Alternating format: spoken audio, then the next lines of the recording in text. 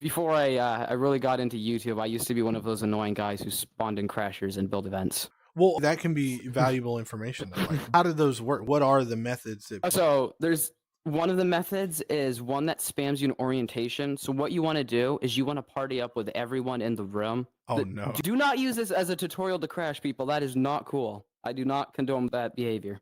All right. I think how can we make this so that it's safe? How to combat the behavior. So you tell about the behavior and then how to combat it. Maybe that'll help. All right. The way it works is you party up with everybody in the room, and you want to save this as an invention beforehand because the circuits, well, they're not super complex. It does take a while to build. So what it does is it spam sends them to orientation. Now what this does, it puts up a ton of notifications on their watch for anything. I've seen that. Another thing you want to do is make spam drop. So the unequipped from slots circuit, put that in there so they can't grab anything, including, most importantly of all, their maker pen. Oh, okay. So they can't use their watch to load up an older save. They can't use their maker pen to delete it. They can't use their watch to... Can you disable circuits with the watch? Because I feel like it used to be a feature, but I can't find it nowadays. You can't for everybody, or what are you trying to do? Just like for the room, as in like disable the circuits for debugging. For example, if I made a circuit that if I messed up with a set position chip and it's constantly setting my position to one area and I can't move, isn't there a way that you can disable the circuits in the room temporarily so you can go fix that? Not that I'm aware of. Maybe you could stop disables it, like stops it from working. No, I don't. Not that I'm aware of. I don't think I've ever heard of that. But that would be a good feature, though. Absolutely. So all it does is it makes it so you can't grab anything, and it's constantly sending you to orientation, and this will keep repeating until either A, you go to orientation, or B, your game crashes. But if you do it fast enough, your game will just crash because you're not going to have time to go in there. Because also, since you're in a party, it's going to ask, do you want to invite your friends over and over and over and over and over? So you can't even leave. Dang, God. So once you click go to orientation, it's going to say, do you want to invite your friends? But then not even a millisecond later, because you use update 30 hertz, it already puts up another notification. So unless you have an auto clicker, you're not escaping. And darker. Yes, until you can't use it. And then a second way you can do it is with projectile launchers. If you set it to I think they might have fixed it. I think Wrecker might have fixed this with the amount of projectiles that can be in the air. But if you put 2 projectile launchers and put them at the max amount of projectiles launched and put the spread at the max, and the speed's super slow, and then you just spam shoot them, that'll spawn in so many entities that it crashes everyone's game. So then how would you combat that, I guess? One way you could combat that, I guess, is, well, you could have one system where it declares whenever somebody spawns that in, because it will take a few seconds for them to set that up. So if you have a bunch of moderators in the room and it just announces whenever somebody spawns it in, you can immediately fly over, delete it, and ban them. Another thing is you could also have a spam set the position to an insanely high number, such as -1,500. And then, so if they ever spawn it in, it immediately teleports away from them. But how would the circuits know that the device was spawned in? Or are you talking about projectile launchers specifically? Projectile launchers specifically. Okay. Projectile launchers have a default tag, projectile launcher, I think is what it's called. And so as long as you have inventions disabled, they're not going to have enough time to remove that tag. So once they spawn it in, it's gone. That makes sense. All right. So inventions disabled, and then specific game crashing type items that you would make teleport away or whatever. Then if that's taking up too much ink, you can always just have a system that teleports it in front of you so that you can manually delete it and then enable the system again. See, that's the kind of stuff that I think would be valuable for people to know, because like I've always wanted to do something like what you're talking about, like a workshop, but like with people, because people always ask me for like circuit stuff and I want to do that with them, but I also know that if I go in a public room, 10 people are allowed in, one of those 10 people is going to be an asshole, you know what I mean? So it's like, you know. Another thing I want to add on to make that system more efficient, I forgot to mention this, you also want to make sure that you have it drop their maker pen, because if they have their maker pen and they have it selected, I don't think it can change the position if you have it selected. So after they spawn it in, it gets the closest player, or the Rec Room Object Room Authority, I believe is what it's called. You have it get that, and then you just make them drop their maker pen for a second, and then get rid of the position, and then also mark them. So if they didn't know that you're not allowed to spawn that in, you can update them. If they did know, you can ban them. If you guys are enjoying the show so far, make sure to subscribe so we can make it bigger and better. Thank you. What are you on? I'm on an HP reverb, which That's is why your I know. head's doing the twitchy thing. Oh no, that's well. It might be a glitch of the HP. It's actually not a hardware issue. It's an Mhm. issue with Rec Room because of whenever I course it play is. Gorilla Tag Mhm. or Beat Saber or Bone Labs, any other VR game, it doesn't happen. It only happens on Rec Room. Rec Room is so. I don't know if they just need to burn it down and rebuild it, or what do they need to do with Rec Room? I've been learning some Ridiculous. C++, and it's just kind of like they're using Unity, which is one of the greediest and not the best game engine. I know a while And back they had that thing where they were like going to charge you. They're going to charge you for every game you make with it. Every download of the game you made, something like that. wait, was this Rec Room Studio? No, this was just Unity. Oh no, This was like- Unity. What chunk does Unity take? Oh, I I'm don't pretty know. sure it's over I remember 10%. there was like a guy, I think it was an executive or something that worked at EA, and then like Unity hired them, and then they made this whole big plan that was like, if 1,000 people downloaded your game, then you would have to pay Unity however much based on that 1,000 downloads. Well, I was trying to look into doing C# just because it's Unity, and I know Yeah. at least learning Studio, and I don't know. Do you have any experience with doing Rec Room Studio at all? I have a little bit of experience. I'm not really familiar with the whole Unity setup. Well, I saw that on your profile and everything, you have some circuits that you've made, some inventions that you've made and stuff. So do you understand circuits pretty well then? Oh yeah, I would say I'm pretty good at circuits. Are you like part of a building group or anything? No, not the moment. Okay. I have been making private inventions that I plan on releasing tutorials, like uploading my own circuit boards and then tutorials on how to use them, such as a simple XP system, a simple PvP system, queue system, just simple things like that. It's that weird people- just because everybody has a different idea for what their game is. So then like, you can make a system, but it's so many different people always ask me to like, can you make a boss battle tutorial? And I've said before, like, what does boss battle mean? Because you could mean, I don't know, Elden Ring boss battle, or boss Yeah. means so many different things to so many different people. And if I Yeah, make a and not video only that, about it, then somebody's gonna go, well, hold on, then what about this one? And you also got to ask, hold on, what's the boss? What game is the boss battle going into? Is it going into a puzzle game, an adventure game, Right. PvP game? A boss battle like an adventure game that would just be Yeah. like a giant or a Yeah. dragon or something to that effect. Am I hitting it with a sword or am I shooting it, or what's the? But real quick, Yeah. hello everyone, welcome to Rec Talk. Today we got a special guest, Epic Bruce. What turn? Look at him. Wait, you talking to me? You're talking to the There's camera. there's a camera that flips based on your talking. So when you talk, it'll look at you. Wait, how did you do that? There's no circuits to detect your. Yeah, there's Voice volume, is there? there's a chip that detects your microphone volume. Is that new? It's probably been around for 6 months, something like that. Whenever the Oh, okay. BVR episode was, because basically, okay, so when I get done with the episode, I'll do it and I'll publish it, and then once the retention graph comes in and everything, I usually message whoever the guest was, and I'll say like, this is how it did. Here's the areas that people particularly seem to like, but I usually ask, how can I improve the episode for the guest or for the viewer? And BVR said, what about having moving camera angles? And so when I started this show, I had another person who would sit in that chair, and they had 4 buttons, and it would switch the camera and they would manually hit the buttons. But it was distracting. Guests they wouldn't talk until the person hit the button, and it would look at them. Yeah. And then there's microphone delay. It's all sorts of problems. But BVR said, well, what about like automatic system? Then he came in and he built it. So like, I feel like I have a lot of success now just based on the fact that he built that for me. And I didn't even ask him to. He was like, this is a good idea. And then he came in and was like, here it is. I was like, whoa. You know what I mean? So does the voice system, does that just measure the decibels and then output that as a float value? Or how does that chip, I haven't seen that chip yet. It does. You put in the player and then it outputs how loud they are. Let me see if I can find it. Is that through an integer or flow? It's I an would assume integer. through flow. Decibels, or is there any other voice options? Like do a voice pitch, like high or low it is? I think it's just a integer. Here, I can't see circuits. well, how about this? You're going to need MakerPen anyway eventually. So Wait, what for? we will get to that. All right, so what chip is it? Right down here. See that right there? Oh, So you input the player and then it puts out the volume. And then, like I said, he built it. So I don't exactly know. There's some extra stuff. If you hold your MakerPen, can you see the camera right there now? yes, I can. It flips around.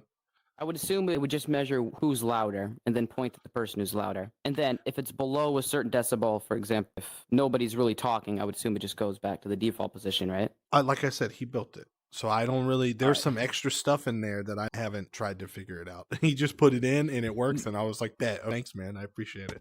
How do you run your community? Do you have a community? So I have a Discord, but I'm not super active on it. Mhm. Well, yeah, I've been trying to get more active on it. I've created a few more channels, and I'm trying to do more events to engage with the community. Usually, I just meet up with people on Rec Room. If I'm on Rec Room and I'm bored, I'll just go to the rec center. Then How does that work out for you? here on 50-50. So sometimes there's chill people there, and sometimes it's just mic spammers and the most obnoxious people. That's very true. But usually I'll just appear online, and then I'll just go to the public room and then chat with supporters.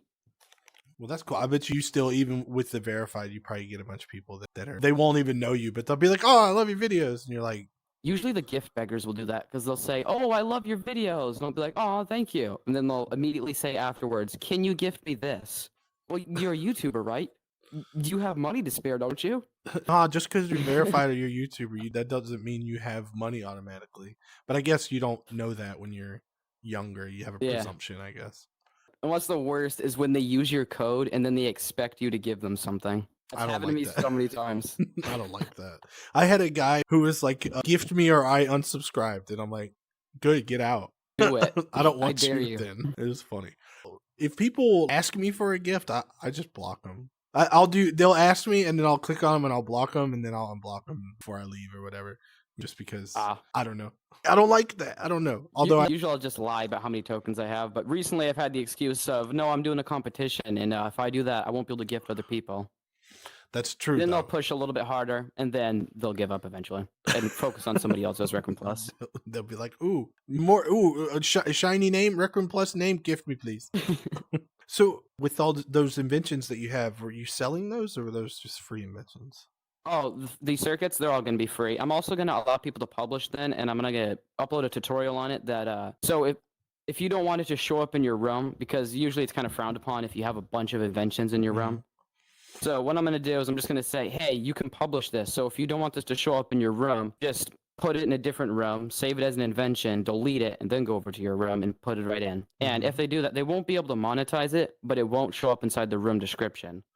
Oh, I see. I got you. It doesn't show up as an invention. Why is that so looked down upon? Oh, because a lot of the cash grab rooms have those.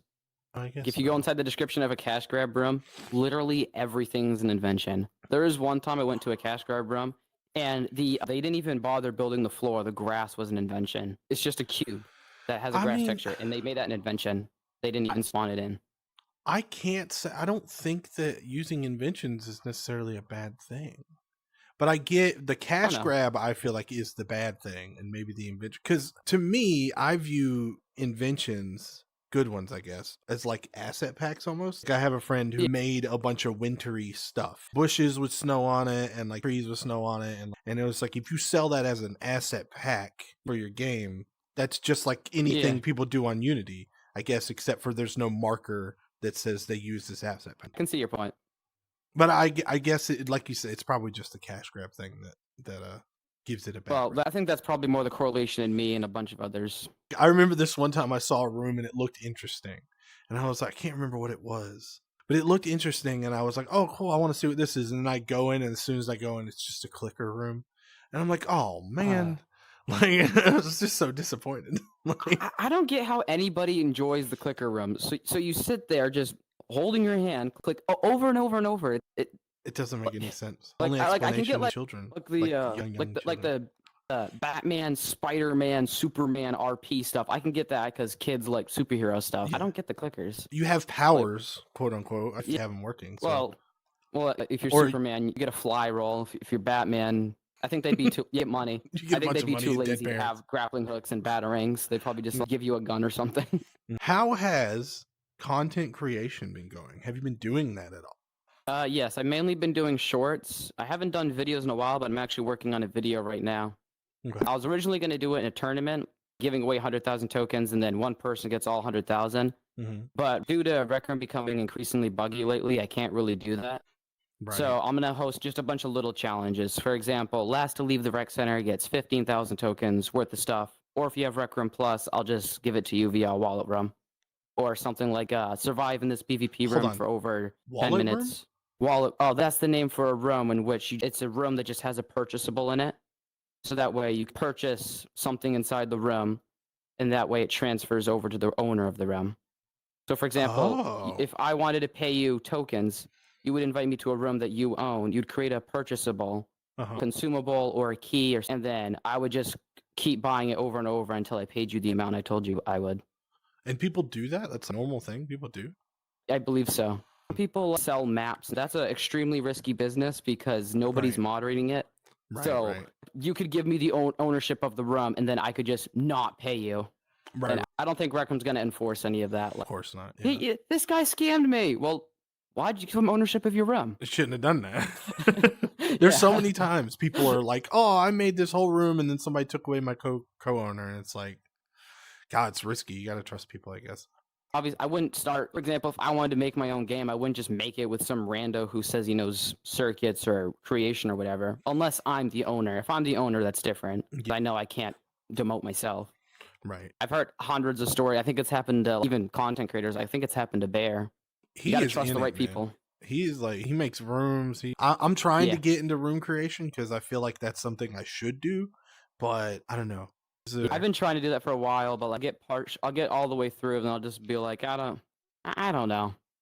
It's fun to mess around with circuits, but actually going through, for me personally, messing around with circuits is fun. You get something working, and then when it comes to putting it in a game, and then people break it, and then you got to fix that bug, and then there's another bug, and then there's another thing. That's the boring part to me, is fixing the bugs and whatnot.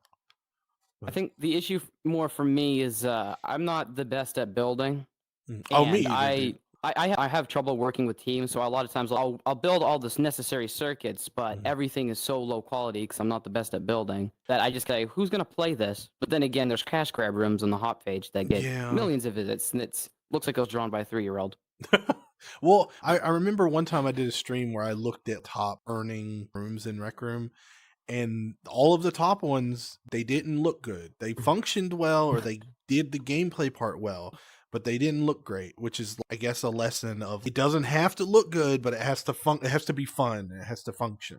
That would mean that circuits would be better. Circuits are more important in that respect. Oh, definitely. My first room the first room I actually published was I recreated the board game Battleship. Oh, wow. It's a fully functioning battleship, but if you open up your maker pen, I made this back when I had a basic understanding of circuits and I was extremely new to it. I would just do a chain of ifs. So that makes sense. There's way too many circuits in there. There's 3,000 when there should only be 1,000. But that's how you start, man. You start out that way, and then just like that volume chip, you didn't know that existed, and then now you're oh, okay, yeah, now I can do that. What about Instagram? Well, I don't use Instagram or Twitter or anything like that. No, I really only use YouTube and Discord. Those are really my only social platforms. And Rec Room is a social platform. Right. And has that worked? Because in my head, or the feeling that I have, is that if you want to have that be your goal, or well, it depends if that's your goal. I don't know what your goal is. Maybe that's the question I'll ask after this. But my goal is probably, I want to get bigger into Rec Room. I want to start making more rooms and then earning more tokens. And then I want to start doing more Mr. Beast style videos with giving away tokens. Because nobody's really done that. I haven't seen any that. Well, they'll host an occasional challenge. I've never seen video partners consistently do those types of videos. Not consistently over time. I see people do it here and there every once in a while, but I did a contest one time. I think it was around Halloween. It was like a haunted house thing. So it was like hey, if you make a haunted house, and then I'll judge them. And I didn't give tokens. I was like, I'll give you $100 if you are first place. Oh, wow. And 25 or 50 for a second. I can't remember what it was. And I don't know. I kind of wish I hadn't, because that was 2 or 3 years ago. And I think had I done that now, I think the results would be better. Because they weren't horrible, but it was back then. And I feel like it's a little bit more mature now. The platform, that is. But that's cool. So you can try and do those Mr. Beast style. Have you watched the Mr. Beast show on Amazon? No, I actually haven't. I haven't really been watching Mr. Beast since the whole Chris Tyson drama situation. It just kind of weirded me out. I can understand that. I was apprehensive. It's a Mr. Beast video, but it's just long. That's it. And it seems okay. I think one of the last Mr. Beast videos I watched was the Squid Game one, which was extremely well done. One. I still have yet to watch Tidal Waves Squid Game 1. Have you seen that? Or I've seen the first 30 seconds of it because one of my friends sent me a clip. So if you were going to give yourself advice for when you first started, what advice would you give yourself? The biggest one would definitely have to be stay consistent.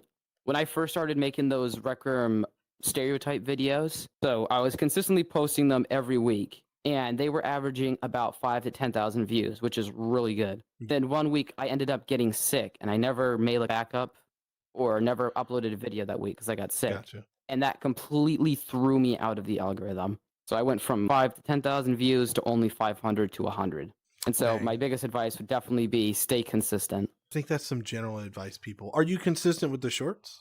But yeah, I try to stay. Once in a while I'll slip up, but usually I try to upload them between every 3 to 4 days. I don't know if this happens to anyone else, but for some reason YouTube seems to punish me if I upload them too often. So if I upload a video every 2 days, I'll only get like 1,000 views. But if I upload it every 3 or 4 days, I'll get 1,000 views. Makes sense to me, but maybe they're trying to punish people who spam upload shorts. Because there's some people who just like load 10 shorts every day. Maybe that is something that I've noticed. I took a short and put it out today and then another one tomorrow. It's going to not do as well for some reason. They need room to breathe, unless it's a particular banger, I suppose.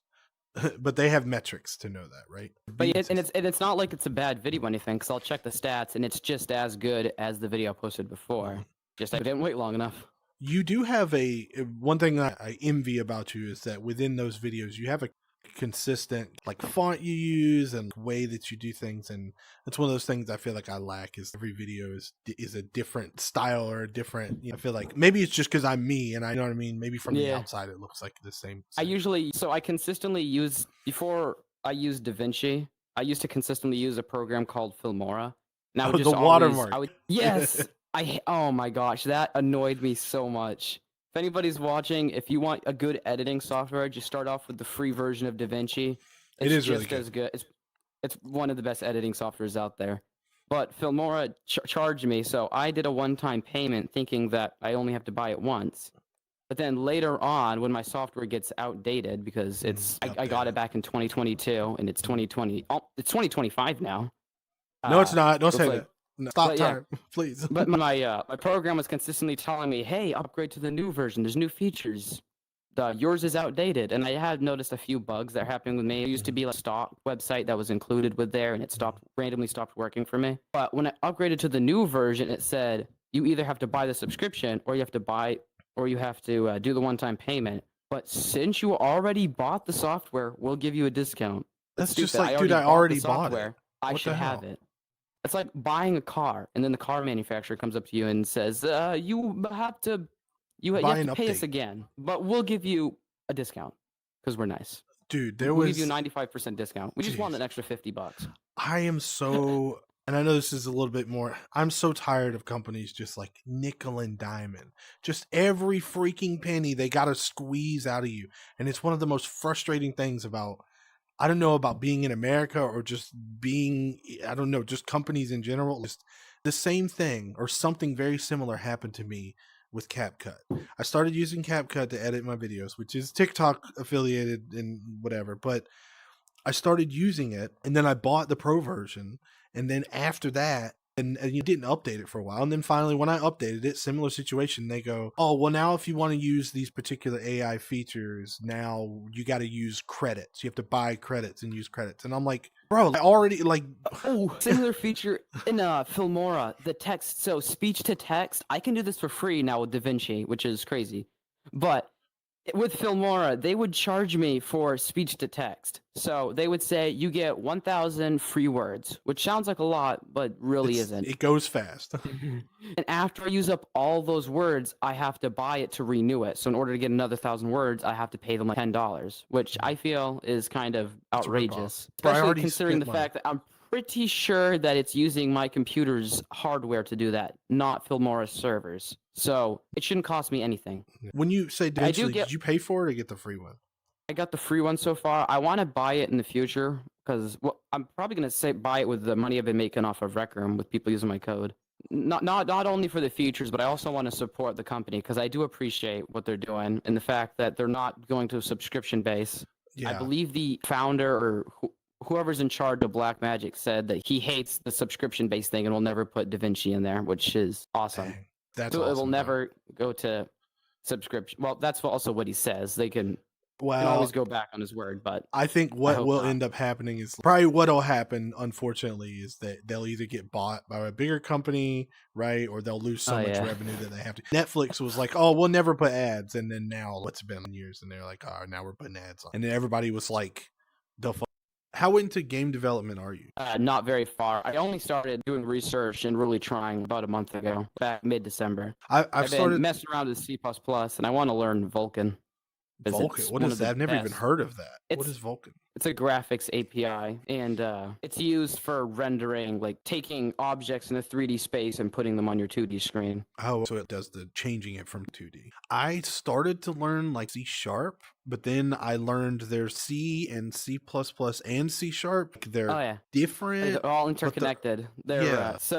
C++ is based off of an older programming called C. The reason Mhm. C++ was developed was because C was extremely prone to code spaghettification or code entanglement, which is if you change one thing, it messes up the rest of your code. So you have to go Okay. through and change every single file. C++ Okay. stands for C with class. I'm not sure how the class system works yet, but what is it? It's way less prone to spaghettification. But there's this saying that like, C++ makes it harder to shoot yourself in the foot, but when you do, you blow your whole foot off. Oh my gosh. That's funny. So you have MakerPen, and then if you could just put an invention down that whatever you want. Epic Bruce, thank you for being on the show. I appreciate it. I don't No think we've problem. talked since the Minecraft SMP. It's been a long time. Where can the people follow you? Where can they find you? All that stuff. YouTube. That's Andy it. Meckram. Just youtube.com. That's it. He's just all over it. Yes, YouTube. That's what it is. That's All right. Well, before Rec Room crashes again, bye. Goodbye.